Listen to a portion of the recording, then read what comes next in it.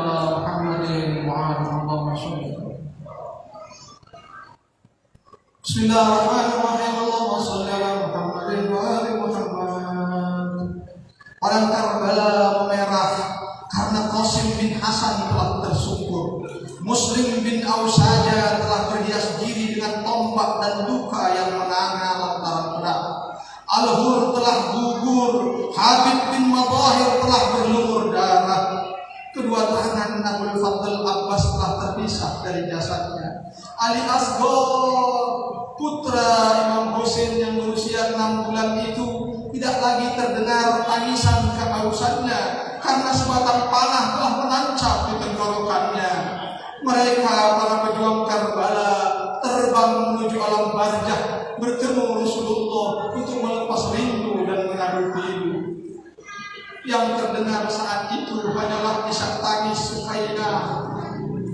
Yang terdengar saat itu di sore Karbala adalah isak tangisnya Atika, jeritan Ummu Kulsum, ratap tangis para yatim dan janda-janda Ahlul Bait. Yang terlihat di padang Karbala saat itu hanyalah jasad-jasad yang berserak tanpa kepala, tak dimandikan, tak dikafankan, tak disolati dan tak dikuburkan. Sore itu terlihat Zainab keluar dari kemahnya. Ia menuju padang Karbala. Sorot mata Zainab yang tajam menyapu jasad-jasad itu satu persatu. Zainab mencari jasad abangnya Al-Husain. Dia tak peduli pada barisan tentara musuh yang bersenjata ketika mengepungnya. Disebutkan dalam riwayat, dalam hadis disebutkan bahwa Imam Husain dibunuh dengan cara sabran. Apa makna sabran? Sabran adalah diserang dari seluruh penjuru dengan seluruh senjata yang ada. Imam Husain dilempari batu, ratusan batu. Imam Husain diserang dengan ribuan tombak. Imam Husain diserang dengan ribuan pedang, dengan ribuan panah. Itu sabran. Itulah mereka, bagaimana mereka membunuh Imam Husain. Dalam riwayat dikatakan Imam Husain terbantai dengan cara sabran, diserang dari berbagai penjuru dengan seluruh persenjataan yang ada. Karena itulah di sore hari itu di sekitar jenazah Imam Husain banyak berserakan dan bertumpuk batu-batu. Ribuan panah tergeletak di sana, pedang dan tombak ribuan menumpuk di sekitar Imam Husain alaihissalam. Karena itulah Zainab tidak melihat jenazah abangnya. Padahal ketika itu Zainab berdiri, Imam Husain tidak jauh darinya. Tapi dia tidak bisa melihatnya karena tumpukan pedang, tumpukan panah, tumpukan batu yang ada di sana. Terlebih tidak ada lagi kepala Imam Husain di sana. Dalam kebingungan sehingga Zainab berseru karena dia tak melihat jasad abangnya itu. Ia berulang kali memanggil nama abangnya, ya Husain. Dia berteriak memanggil mengulang-ulang nama abangnya, ya Husain, ya Husain. Jika engkau telah meninggal, maka aku serahkan hal itu kepada Allah. Tapi jika engkau, wahai Husain, masih hidup, maka jawablah panggilanku. Ya Husain, saya Zainab mengulang-ulang panggilan untuk abangnya, ya Husain. Di manakah dirimu menjawab panggilan aku? Saya Zainab melihat ke kiri, ke kanan, ke depan, ke belakang. Kemudian matanya berhenti pada tumpukan batu, tumpukan pedang, panah dan tombak. Yang di bawah itu dia melihat ada jasad tanpa kepala. Jasad itu tercabik-cabik dengan ratusan luka. Selang beberapa saat Zainab tertegun. Dia berusaha mengenali jasad di bawah bebatuan itu. Apakah itu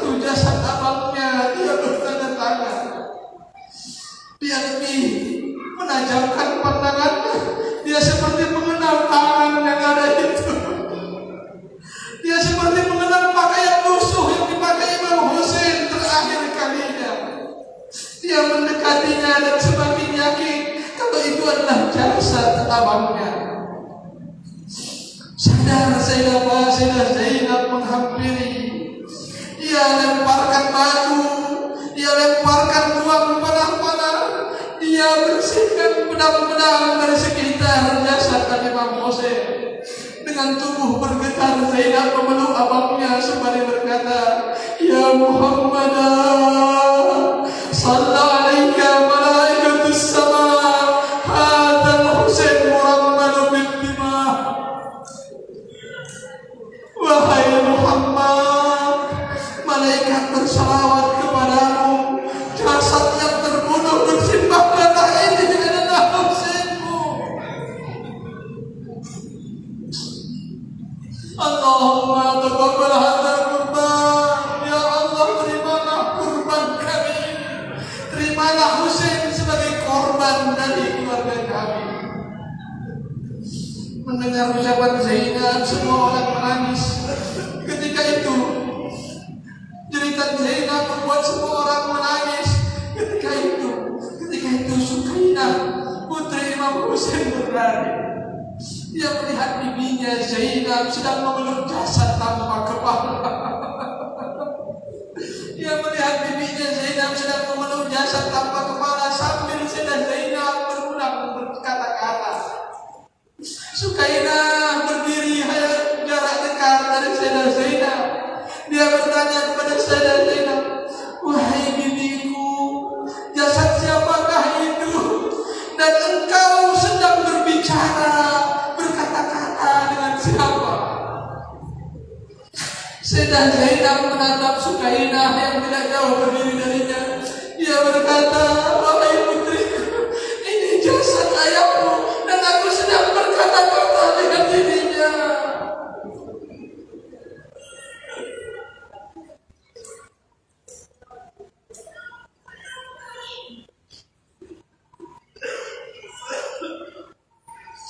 Sukainah pun menjerit. Mendengar Sukainah pun menjerit, dia berlari memeluk jasad ayahnya yang sudah tak bernyawa. Dia meratapinya, ia menangisinya, dia menjerit untuk ayah. Hingga Sukainah pingsan dan tidak sadarkan diri. Pada waktu itu, ketika itu dia mendengar dalam riwayat atau dalam sebahagian kisah disampaikan ketika Sayyidah Sukainah memeluk jasad Imam Husain alaihissalam. Jasad itu tanpa kepala lagi. Ketika itu dikatakan, Sukainah menceritakan, ketika aku memeluk jasad suci ayahku, dari leher ayahku terdengar suara, "Syi'ati ma'in syaribtun azmin fadkuruni, au syabi'tum bigharabin, au syahidin fanduruni." Dari leher ayahku terdengar suara, kata Sukainah. Biar suara itu berkata, "Wahai syiahku, syi'ati ma'in syaribtu azmin fadkuruni." Wahai syiahku, saat kalian minum, ingatlah diriku. Au syabi'tum bigharabin, au syahidin fanduruni. Atau jika kamu mendengar kisah keterasingan diriku dan kesyahidan diriku, maka ratapilah aku. Ini permintaan Imam Husain disampaikannya kepada putrinya Sukainah. Sekiranya kamu, saking Sukainah melanjutkan dari Imam Husain, lehernya mengeluarkan suara sampai ke telinga Sukainah. Sekiranya kamu sekalian hadir pada hari Asyura dan melihatku bagaimana aku meminta air untuk putra kecilku, tapi mereka menolak untuk mengasihaniku. Bahkan mereka tembakkan anak panah kezaliman pada putraku sebagai ganti air segar untuk minumku. Tragedi ini sedemikian pilu sehingga meruntuhkan kaki dan berkilauan. Celakalah bagi mereka yang telah melukai putra Rasul. Wahai Syiahku, laknatlah mereka semampumu pada setiap kesempatan yang ada pada dirimu. Sukainah terus memeluk erat jasad ayahnya, hingga orang-orang durjana menariknya dengan paksa. Maka terlepaslah pelukan Sukainah dari jasad ayahnya. Umar bin Sa'ad laknatullah alaih berseru kepada pasukannya, siapa yang mau menjadi orang untuk menginjak jasad-jasad Al-Husain dengan kuda? 10 orang maju mengatakan kesediaan mereka. Mereka adalah Ishaq bin Hawbah laknatullah, Anas bin Mirsan laknatullah, Hakim bin Tufail as-Sabi'i laknatullah, Amir bin Shabih al-Saydawi laknatullah, Raja bin Mungkis al-Abdi laknatullah, Saleh bin Haisam al-Ja'bi laknatullah, Saleh bin Wahab al-Ja'bi laknatullah, Wahab bin Ramin laknatullah, Ali bin Subayd al-Hadrami laknatullah, dan Usaid bin Malik laknatullah alaihim. Mereka ke-10 orang ini memacu kuda dan menginjak-injak jasad Al-Husain hingga dada dan punggung Al-Husain itu hancur dan tulang-tulangnya berpatahan. Dalam riwayat dikatakan ketika orang mau mengangkat jasadnya Imam Husain itu tidak bisa mengangkat jenazahnya sendirian, bahkan 2 orang. Kalau diangkat bagian badannya maka itu kakinya jatuh karena tidak ada tulang belulang yang menyangkanya. Kalau diangkat bagian kakinya maka tubuhnya juga akan bergoyang atau akan bergelantungan karena tidak ada lagi tulang yang menyangkanya. Gimana misalkan? Kalau diangkat kaki dan dipegang tangannya maka badannya juga akan sedemikian rupa karena tidak ada tulang yang menyangga dirinya lagi. Setelah itu pasukan Umar bin Sa'ad langsung menuju kemah para wanita. Musuh-musuh Allah itu merampas semua yang ada di kemah putri-putri Rasul. Mereka membakar kemah, maka berlarianlah putra-putri Al-Zahra, putri-putri Al-Zahra. Mereka menangis, mereka menjerit, "Wa Husaina, wa Husaina, ya Husain." Pasukan Ibnu Ziyad menghinakan adik dan putri-putrimu, merampas semua milik keluargamu.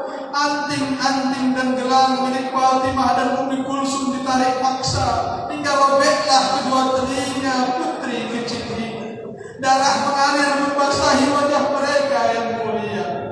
Putri-putri kecil Al-Imam Husain, cucu-cucu Al-Imam Ali dan Fatimah Az-Zahra menggigil ketakutan. Melihat semua itu, Zainab maju ke depan sambil mendekat keponakan-keponakannya. Dia berkata, belum cukupkah kekejaman kalian dengan meyatimkan gadis-gadis ini? Mengapa kalian merasa harus menyempurnakan kekejaman itu dengan membakar kemah-kemah kami dan merampas harta serta kehormatan kami? Maka terdengarlah teriakan dari pasukan Ibnu Ziyad, "Beruntung kalian, karena kami tak sampai membunuh kalian. Ketahuilah wahai para wanita, Yazid dan Ibnu Ziyad memerintahkan kami agar membasmi Al-Husain beserta seluruh rombongannya, termasuk kalian para wanita." Mendengar itu Sayyidah Zainab berkata, "Jika demikian biarkan kami mengurus jasad Al-Husain dan para pengikutnya." "Tidak, kami tidak akan mengizinkanmu. Kami akan menggiring kalian semua dan akan menancapkan kepala Al-Husain di ujung tombak, lalu menyerahkan kepada Ubaidillah sebagai bukti kami telah memeranginya." Jawab tentara Ibnu Ziyad laknatullah alaih. Zainab lalu menengadahkan wajahnya ke langit. Dia berdoa, "Ya Allah, gandakan kekuatan dan kesabaran kami sebagai ganti Al-Husain dan para pengikutnya." Melihat kezaliman demi kezaliman itu, kekejaman demi kekejaman itu, tak henti-hentinya putri Rasulullah menangis. Mereka digiring dan dirantai bagai tawanan yang hina. Dengan memelas mereka berkata, "Demi Allah, kami mohon dari kalian, izinkan kami untuk melihat tempat jasad Al-Husain terakhir kali." Saat menyaksikan jasad Mereka menjerit histeris dan memukuli wajah-wajah mereka sendiri. Zainab dengan suara parau dan hati yang hancur berteriak, "Wa Muhammadan, salam alaika ya Rasulullah.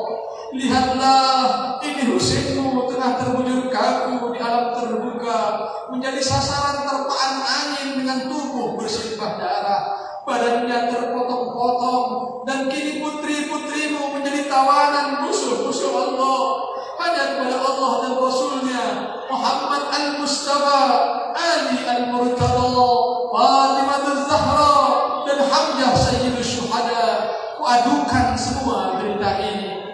Kata-kata Zainab membuat semua orang menangis mendengarnya. Terseduh-seduh mereka, dan ratapan-ratapan pilu keluarga Nabi menghiasi perjalanan malam hari dari padang Karbala ratusan kilometer menuju Kufah dan kemudian menuju Damaskus, Syam atau Suriah. Dalam perjalanan berbagai hal terjadi. Keluarga Rasulullah, wanita-wanita putri Rasulullah dirantai. Mereka ditawan, dikatakan bahkan punggungnya Sayyidah Zainab sampai membungkuk dikarenakan rantai yang membebani dirinya. Anak-anak juga seperti itu. Mereka terkadang dicambuk, dicaci maki dalam setiap perjalanan, dalam setiap harinya. Tapi tentu saja itu tidak menggoncangkan iman keluarga Rasulullah SAW. Tidak ada sedikit pun mereka meninggalkan ibadah kepada Allah Subhanahu wa taala. Al-Imam Ali Zainal Abidin As-Sajjad menyisahkan kepada kita dalam salah satu riwayat ketika menyampaikan tentang diri bibinya Sayyidah Zainab alaihissalam. Imam Zainal, Imam Sajjad Zainal Abidin alaihissalam berkata, dalam perjalanan sebagai tawanan dari Kufah menuju Syam, bibiku Zainab tetap menunaikan sholat-sholat wajib dan sholat-sholat sunnahnya. Hingga pada suatu saat, kata Imam Zainal Abidin, Imam Zainal Abidin juga ikut dalam rombongan itu. Imam Zainal Abidin juga dirantai sedemikian rupa. Tapi dia menyampaikan bagaimana pilunya dia melihat bibinya Zainab yang tetap mengerjakan sholat wajib dan sunnahnya selama dalam perjalanan.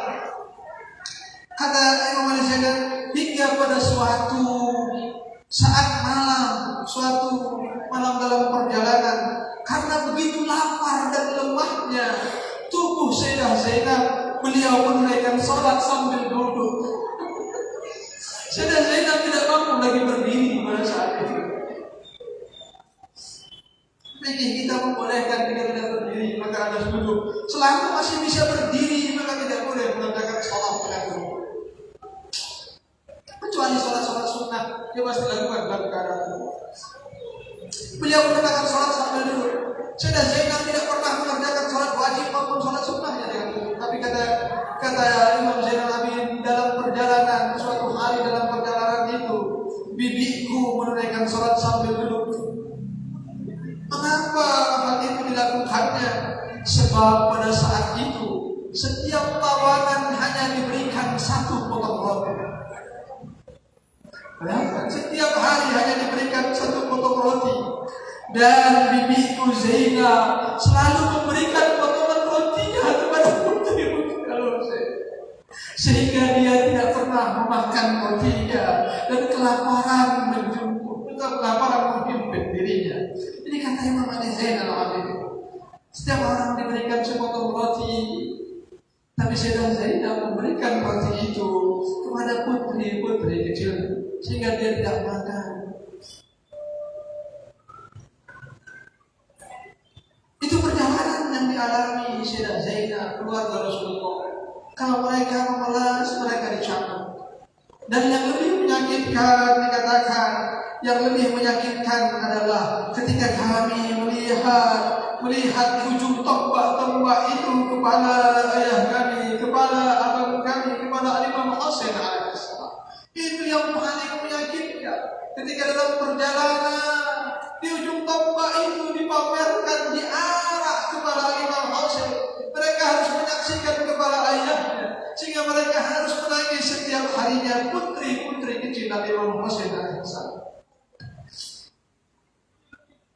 Ada sebuah kisah. Ketika sampai di tempat Ibnu Ziyad, Sayyidah Zainab dan para putri-putri kecil keluarga Rasulullah SAW itu ditawan di tempat Ibnu Ziyad. Tidak ada atap yang menaungi sehingga kalau siang hari panas mereka. Bahkan dalam sebahagian buku dikatakan sampai kulit mereka berubah dikarenakan terpaan panas setiap hari dan dalam perjalanan yang luar biasa. Kalau malam yang dingin mencekam tentu dingin sekali karena mereka tidak mendapatkan pakaian yang layak. Aurat mereka dibuka dan itu yang sangat menyedihkan bagi Sayyidah Zainab. Ketika aurat-aurat wajah-wajah mereka, rambut mereka tersingkap di hadapan orang-orang. Mungkin bagi kita itu perkara yang kecil ketika menyingkapkan rambut kita, tapi bagi Sayyidah Zainab itu perkara yang sangat besar bagi keluarga Rasulullah SAW. Ditempatkan di tempat seperti itu tanpa ada atap yang menaungi mereka. Suatu hari datanglah seorang wanita membawa makanan menemui Sayyidah Zainab dan putri-putri Rasulullah. Melihat hal itu Sayyidah Zainab menolaknya. Sayyidah Zainab berkata kepada wanita,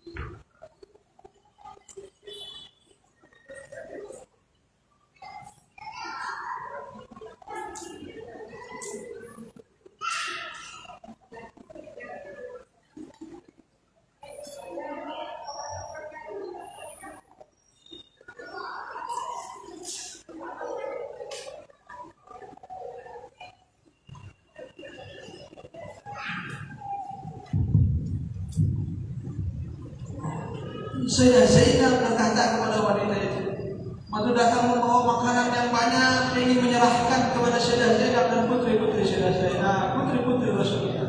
Sayyidah Zainab menolaknya. Dia berkatakan, "Ketahuilah kami Ahlul Bait, kami tidak menerima sedekah." Dalam keadaan lapar sekalipun Sayyidah Zainab mengatakan, "Tahukah, kami haram menerima sedekah dan kami tidak akan memakan pemberianmu itu." Wanita itu menjawab, "Ini bukan sedekah. Ini adalah kesyukuranku kepada Allah Subhanahu wa Ta'ala," kata wanita itu.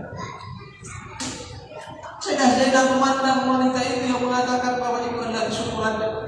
Sayyidah Zainab berkata kepadanya, "Apa yang engkau syukuri wahai wanita?"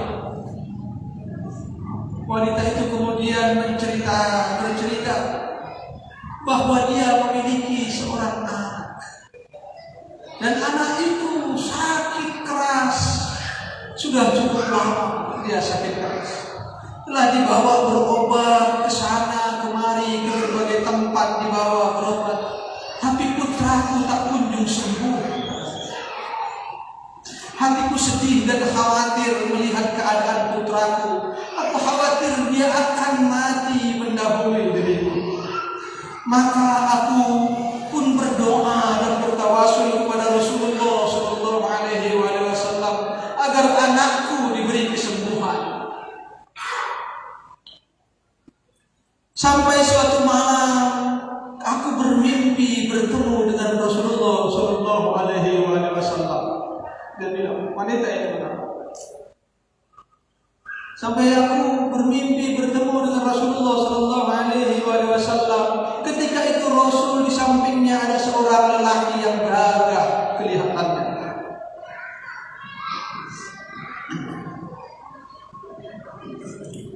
Maka dalam mimpi itu kata dia, aku bertemu Rasul SAW dan di sisinya, di sampingnya ada seorang lelaki yang gagah.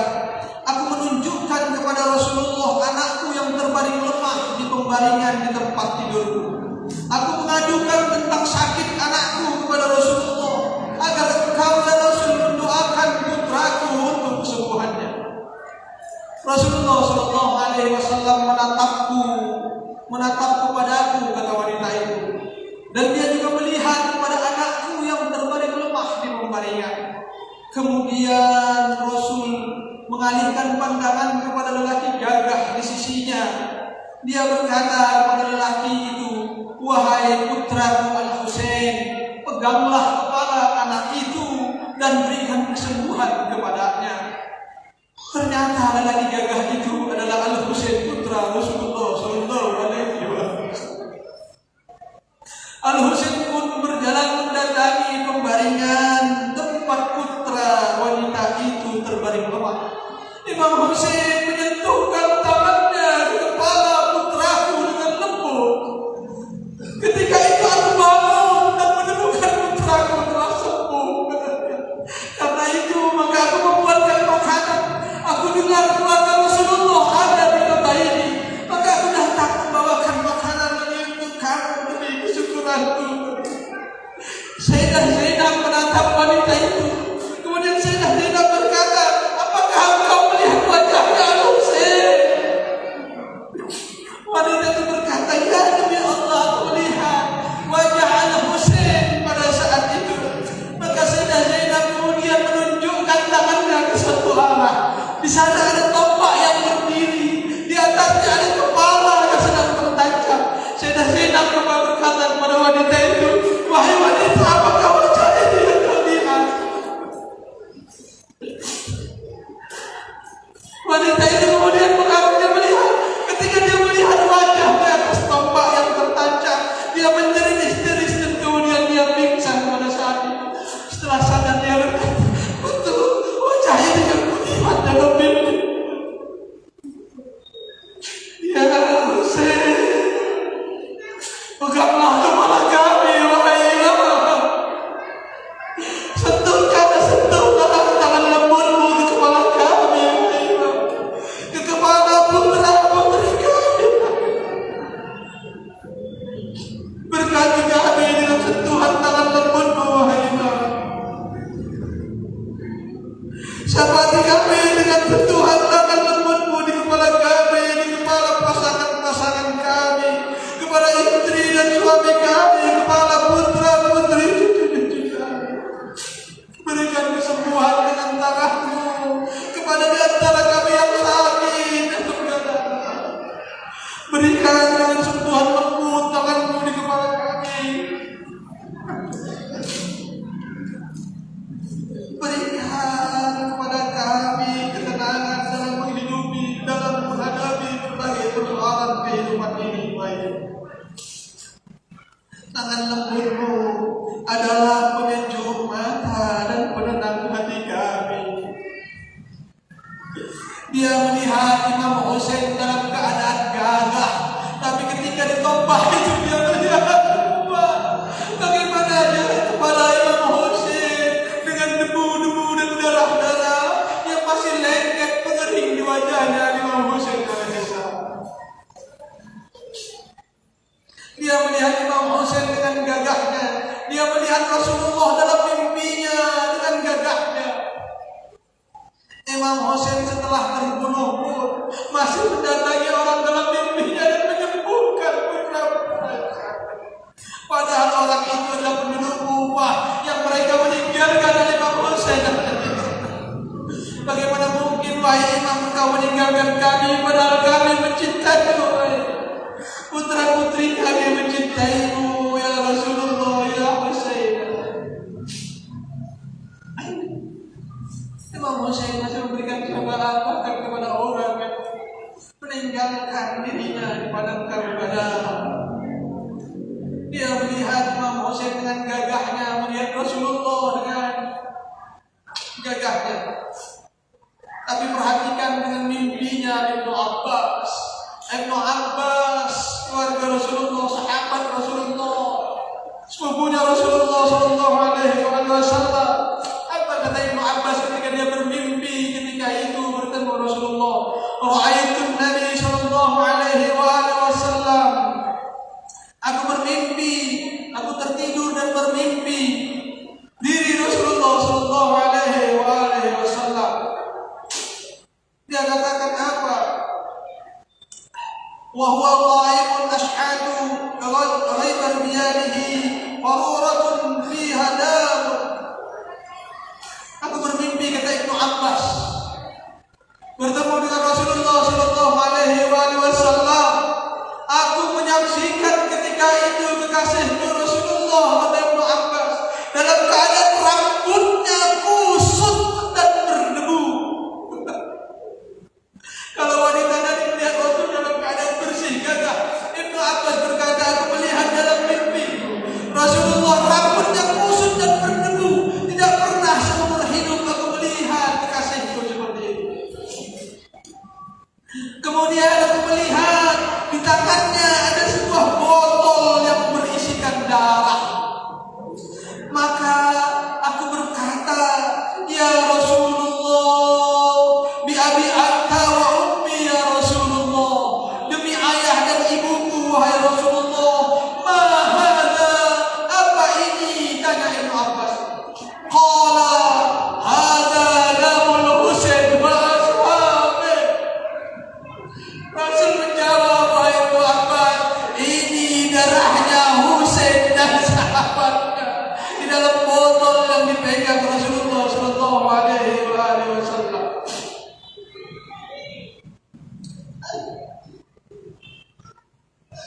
Rasanya dzalikal yaumul muwajjahu qutila fi dzalikal yaum. Kata Rasulullah SAW, inilah darah Al-Husain, lam azal siqatuhu mundzul yaum. Kata Rasulullah, ini adalah darahnya Al-Husain di dalam botol ini, dan sahabat-sahabat Al-Husain yang mana sepanjang hari ini aku berusaha mengumpulkan darah mereka dan memasukkannya ke dalam botol ini. Dikatakan bahwa ketika dihitung mimpi Ibnu Abbas tersebut dengan peristiwa Karbala, maka tepatlah hari tersebut, hari mimpinya itu. Begitu juga apa yang dialami Ummi Salamah. Ummi Salamah istri Rasulullah Sallallahu Alaihi Wasallam. Diriwayatkan, disampaikan oleh Salma. Salma berkata, dakhaltu ala Ummi Salamah, aku masuk ke dalam rumahnya Ummi Salamah. Wa huwa tabki, dan dia sedang dalam keadaan menangis terseduh-seduh. Fakultu, aku berkata, ma yubnik, kenapa kau menangis wahai Ummul Mukminin? Apa kata beliau?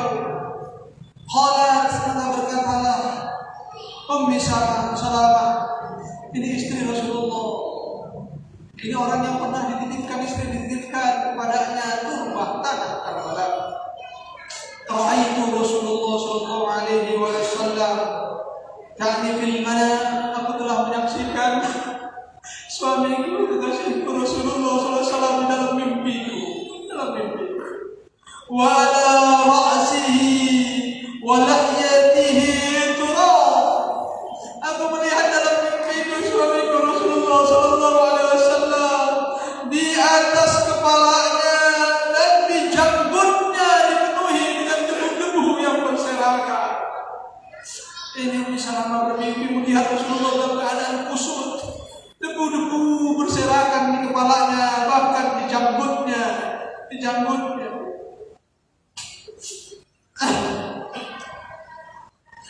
Aku tuh malah kayak Rasulullah. Maka aku bertanya, wahai Rasulullah, apa yang menyebabkan Anda seperti ini? Apa yang menyebabkan engkau seperti ini? Ya qala, maka bersabdalah Rasulullah, syahidtu qatlul Husain. Sesungguhnya baru saja aku menyaksikan Husain terbantai di Karbala. Aku baru dari Karbala menyaksikan terbantainya Al-Husain, kata Rasulullah Sallallahu Alaihi Wasallam. Mimpi yang berbeda didapat oleh orang yang berbeda. Keduanya menunjukkan diri Rasulullah Sallallahu Alaihi Wasallam dalam keadaan yang berbeda. Ikhwan akhwat yang dirahmati Allah Subhanahu Wa Taala, mengunci Rasulullah Shallallahu Alaihi Wasallam dalam mimpi dan mereka memberitahu apa yang terjadi. Karena siapa yang bermimpi dengan Rasul, bermimpi tentang para maksumin, pasti mimpi itu adalah hal yang jelas, hal yang pasti, karena tidak ada yang bisa meniru mereka. Ini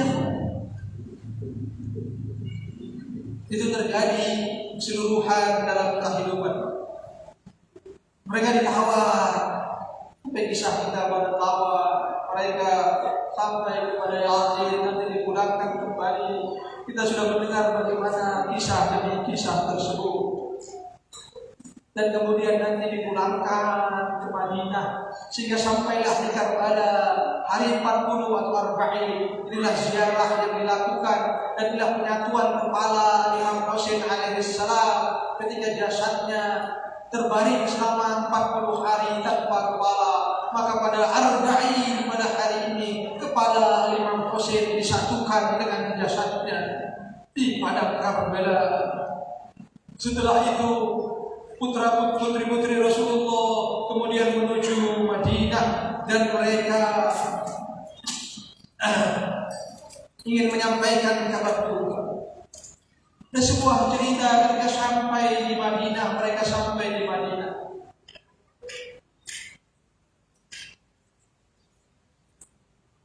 Ummul Banin. Kita tahu siapa Ummul Banin.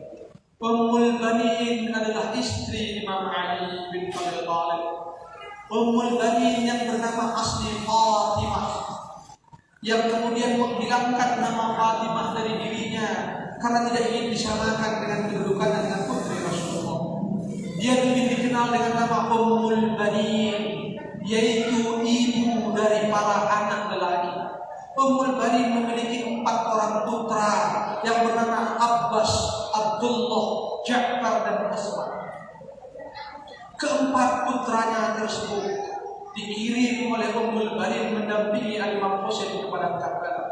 Ummul Banin tidak ikut ke padang Karbala, tapi dia memerintahkan keempat putranya untuk mendampingi Imam Husain. Ketika mendengar teriakan bahwa keluarga Rasulullah sedang memasuki Madinah, Ummul Banin keluar dari rumahnya. Dia menyongsong kehadiran mereka. Saat itu datanglah seseorang menghampiri Ummul Banin. Orang itu menyampaikan bela sungkawa kepada Ummul Banin. Dia berkata kepada Ummul Banin, "Aku berbela sungkawa karena sesungguhnya putramu Abbas telah tewas." Ummul Banin tidak memperdulikan ucapan orang itu. Dia hanya berkata, "Katakan kepada aku tentang Al-Husain." Kemudian orang itu berkata lagi kepada Ummul Banin, "Aku berbela sungkawa kepadamu, wahai Ummul Banin, karena sesungguhnya Abdullah putramu telah terbunuh di Karbala." Ummul Banin melihat kepada orang itu, dia berkata, "Katakan kepada aku tentang Al-Husain." Orang itu berkata lagi kepada Ummul Banin, "Aku berbela sungkawa wahai Ummul Banin, karena putramu Ja'far telah terbantai di sana." Ummul Banin kembali menatap orang, dia berkata, "Katakan kepada aku tentang Al-Husain." Orang itu berkata lagi kepada Ummul Banin, "Wahai Ummul Banin, aku berbela sungkawa berduka cita kepadamu tentang putramu Utsman, putra kecil kesayanganmu Utsman. Dia terbantai di padang Karbala." Ummul Banin dia melebarkan tatapannya, dia berkata kepada orang itu, "Katakan kepadaku tentang Al-Husain." Orang itu menatap kepada Ummul Banin dan dia berkata kepada Ummul Banin, ketika itu dia berkata, "Wahai Ummul Banin, sesungguhnya Al-Husain telah syahid di Karbala. Kepalanya telah terpotong dari jasadnya telah hancur, tulang belulangnya telah hancur karena kuda." Mendengar hal itu, Ummul Banin baru menjerit dan tangisannya telah keluar. 4 putranya dikabarkan syahid. Dia tidak peduli dengan hal itu. Dia hanya peduli dengan satu berita yang harus sampai kepadanya, yaitu katakan Al-Husain. Itu yang diinginkan Ummul Banin. Setelah dia mendengar berita Al-Husain, maka barulah dia menganggap musibah menimpa dirinya. Dia tidak menganggap musibah ketika putra-putranya terbantai, tapi ketika Al-Husain terbantai, mendengar Al-Husain terbunuh, itu adalah musibah. Maka Ummul Banin berkata ketika itu dengan suaranya yang parau, seandainya semua putra-putraku, bahkan seluruh putra di dunia ini terbunuh, belum cukup untuk membela Al-Husain alaihissalam. Dan itu direlakan semuanya bagi Ummul Banin. Dia harus relakan semua putra, bahkan semua putra di dunia harus rela terbunuh demi hidupnya Al-Husain, kata Ummul Banin. Tidak ada nilai semua putra terhadap diri Imam Husain alaihissalam. Ini Ummul Banin yang diabadikan dan sampai sekarang kita memanggilnya dengan ibu para jawara lelaki. Padahal kita tahu bagaimana Abbas mengakhiri kehidupannya dalam membela Imam Husain alaihissalam. Tapi kisah itu tidak memilukan bagi Ummul Banin. Kisah yang memilukan adalah kisah Al-Husain, putri Fatimah Zahra, putra Rasulullah sallallahu alaihi wasallam. Ikhwan akhwat yang dirahmati Allah Subhanahu wa taala, maka itulah yang wajar untuk kita mengisi, yang wajar untuk kita sampaikan salam. Sayyidah Fatimah Zahra sering mengunjungi makam Hamzah syuhada karena dia tidak bisa mengunjungi makam putranya Al-Husain dalam hidupnya. Setiap katakan 2 atau 3 hari selalu mengunjungi ke Uhud, pergi ke Uhud mengunjungi mengunjungi makam para syuhada Uhud, terutama makamnya Hamzah bin Abdul Muthalib. Dia menangis di sana, dia meratapi Hamzah, dia meratapi para syuhada. Itu juga dilakukan Ummu Salamah. Ummu Salamah juga melakukan hal tersebut. Setiap bulan Al-Waqidi dalam kitabnya Al-Maghazi mengabarkan bahwa Ummu Salamah setiap bulan pergi ke lembah Uhud. Dia menziarahi para syuhada Karbala, para syuhada Uhud, dan secara khusus menziarahi Hamzah bin Abdul Muthalib yang syahid di sana. Setiap bulan itu dia lakukan hal tersebut. Suatu hari, kata Al-Waqidi dalam riwayatnya, Ummu Salamah pergi dengan budaknya yang bernama Nabah. Ketika dia membawa budaknya tersebut ke sana, ke lembah Uhud, bersama budaknya, didampingi oleh budaknya yang bernama Nabahan. Ketika Ummi Salamah sampai, dia menyampaikan salam, Assalamualaikum ya Hamzah as-sayyid as-syuhada. Dia menyampaikan salam kepada para pejuang Uhud yang syahid. Ketika itu budaknya ada di sampingnya. Nabahan tidak mengucapkan apa-apa. Nabahan tidak menyampaikan salam kepada para syuhada itu. Ketika itu Ummu Salamah memandang kepada budaknya. Dia berkata, tidakkah engkau ingin mengucapkan salam kepada para syuhada? Sungguh bejat moralmu di hadapanku, kata Ummu Salamah. Budaknya tidak mengucapkan salam, dia katakan sungguh bejat moralmu di hadapanku dan di hadapan mereka semua ini.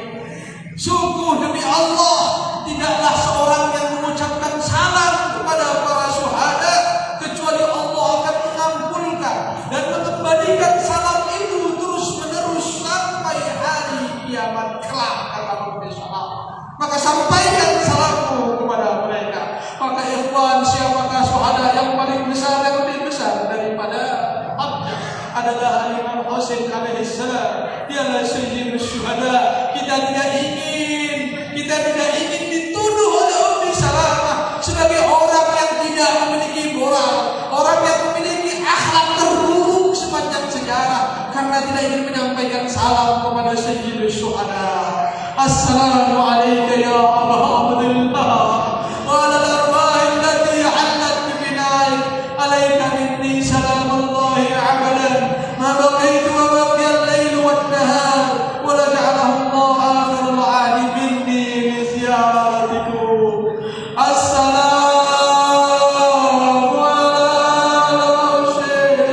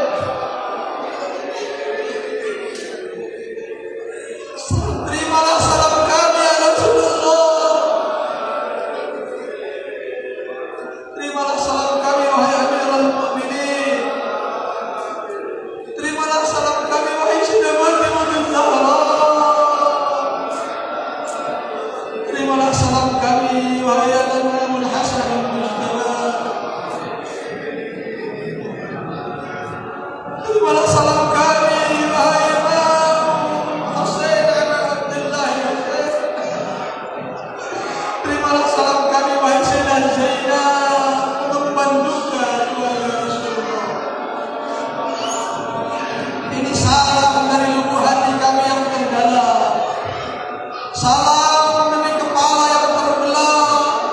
Salam